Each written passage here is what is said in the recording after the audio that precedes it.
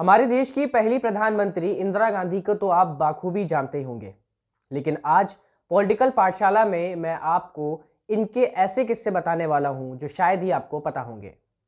मैं हूं अभिश्रेष्ठ मिश्रा और आप देख रहे हैं पॉलिटिकल पाठशाला।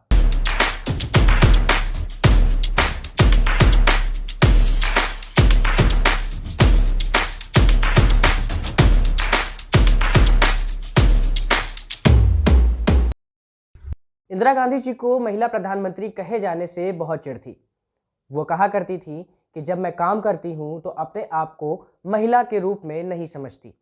प्रधानमंत्री बनने के बाद जब पहली बार इंदिरा गांधी अमेरिका गई तो उस समय के राजदूत B.K. नेहरू के पास जैक वेलिंकी का कॉल आता है और वो उनसे पूछते हैं कि क्या आपने लाइव पत्रिका का नया संस्करण पढ़ा है, जिसमें कहा गया है कि इंदिरा गांधी को मैडम प्राइम मिनिस्टर कहा जाना नहीं पसंद है।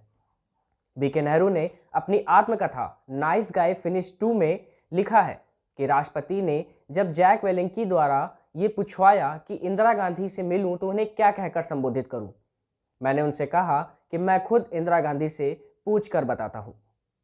जब मैंने इंदिरा गांधी को बताया कि ये फ़ोन किस लिए आया था, उन्होंने हंसते हुए कहा कि राष्ट्रपति जॉनसन अगर चाहें तो उन्हें सीधे प्रधानमंत्री कहकर बुला सकते हैं।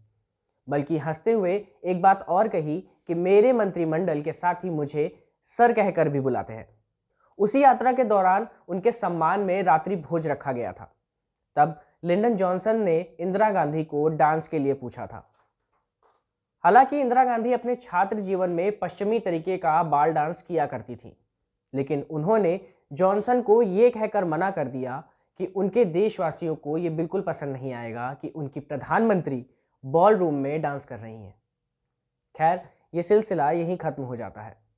आगे बढ़ते हैं और आपको ये बात कर थोड़ा आश्चर्य होगा कि इंदिरा गांधी कुल्हड़ की चाय बहुत पसंद करती थी। जब वो कभी ट्रेन से सफ़र करती थी तो उनकी पहली फरमाइश यही रहती थी कि वह कुल्हड़ की चाय पिए। वैसे तो वर्तमान समय की राजनीति से आप वाकिफ़ हैं।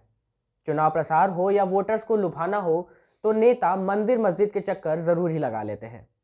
पर इंदिरा गांधी जी जब पहले प्रधानमंत्री कार्यकाल में सत्यनिष्ठा की शपथ ली थी, उसके बाद दूसरी बार जब वो सत्ता में आई तो वो धार्मिक हो चली थी। इस बार उन्होंने ईश्वर के नाम पर प्रधानमंत्री पद की शपथ ली थी। उनके गले में रुद्राक्ष की माला हमेशा रहती थी।